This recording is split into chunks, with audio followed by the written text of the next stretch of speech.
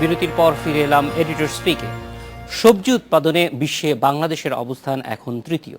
জাতিসংঘের খাদ্য ও কৃষি সংস্থার দেয়া পরিসংখ্যানে জানা যায় সবজি আবাদে জমির পরিমাণও বেড়েছে অনেক গুণ। তবে ভরা মৌসুমে সবজি উৎপাদন বেড়ে যাওয়ায় দাম পাচ্ছে না কৃষকরা।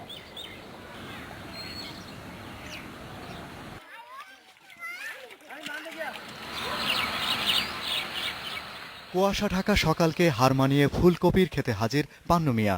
শীত এলেই দেশের আর সব কৃষকের মতো তিনিও ব্যস্ত হয়ে ওঠেন মৌসুমী সবজি উৎপাদনে।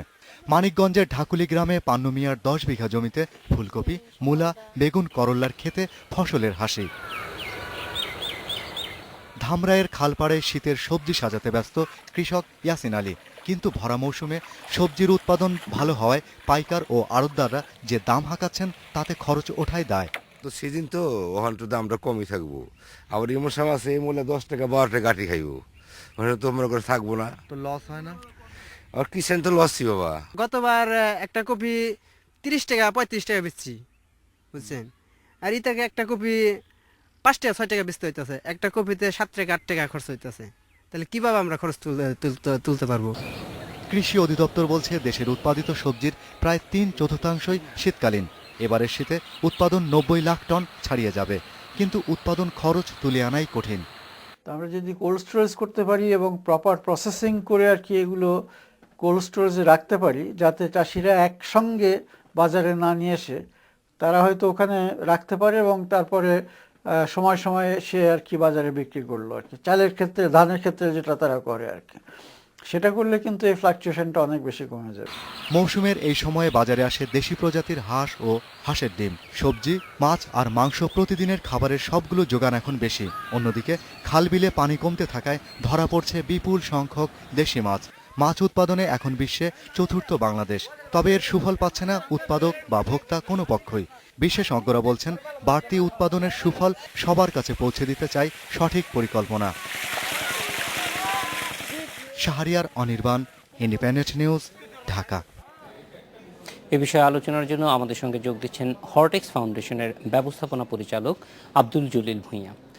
জনাব জলিল ভূঁইয়া, আপনাকে স্বাগত। আমরা প্রথমেই জানতে চাইব যে এই সময়ে আমরা দেখতে পারি যে কৃষিক্ষেত্রে প্রায় সবজি, মাছ, মাংস সব কিছুরই যোগান অনেক বেশি থাকে এবং একটা বড় বড় ফসল শীতকালীন সময়ে আসে কৃষকের ঘরে, কিন্তু এই সময় দামটা খুব কম থাকে, যেটা ডক্টর মাহবুব হোসেনও বলছিলেন যে যেহেতু একই সময়ে সবগুলো উৎপাদন হয় এবং সময়টা খুব কম পাওয়া যায়, সেই জন্য কৃষক এর সুফল পাচ্ছে না। কৃষকের কাছে এর সুফল পৌঁছে দেওয়ার জন্য কি ব্যবস্থা নেওয়া প্রয়োজন মনে করেন?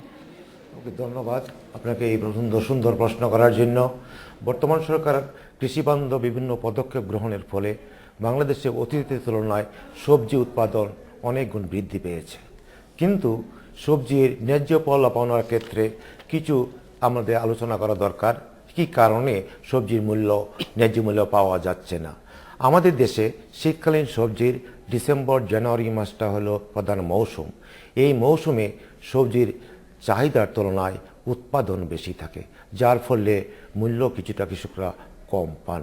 অন্যদিকে এই সময়ে বাংলাদেশ সকল এলাকায় সকল কৃষক প্রায় একই সময়ে সবজির বীজ বপন অথবা রোপণ করে থাকেন, যার ফলশ্রুতিতে প্রায় একই সময়ে সবজি আহরণ এবং বাজারজাত করা হয়ে থাকে, যার ফলে এই সময়ে সবজির চাহিদার তুলনায় সরবরাহ বৃদ্ধি পাওয়ায় গুণগত মান কমে যায় এবং বাজার মূল্য কমে যায়। অন্যদিকে আমাদের উৎপাদিত পণ্যের ফসল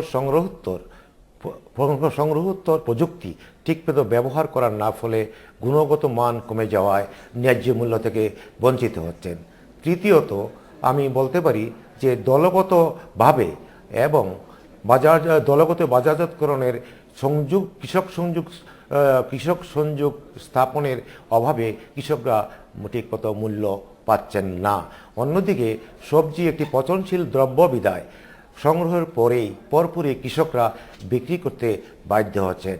ডক্টর মাহবুব হোসেন সাহেব যেটা বলেছেন, আমাদের দেশে উৎপাদিত এলাকায় এখনও সেই সবজি সংরক্ষণের জন্য লাক্সই প্রযুক্তি অর্থাৎ হিমাগার গড়ে ওঠেনি, যার ফলে আমরা পচনশীল অথবা সবজির মূল্য বৃদ্ধি পাইতে আমরা কম পাচ্ছি।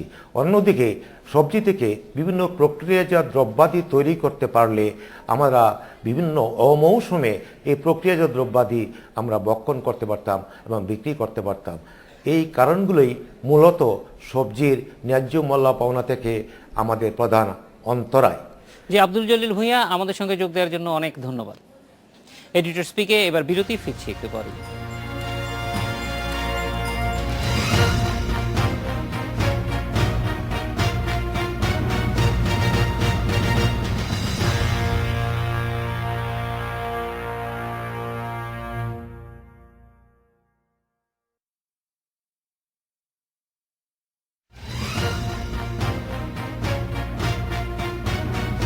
Editor speak.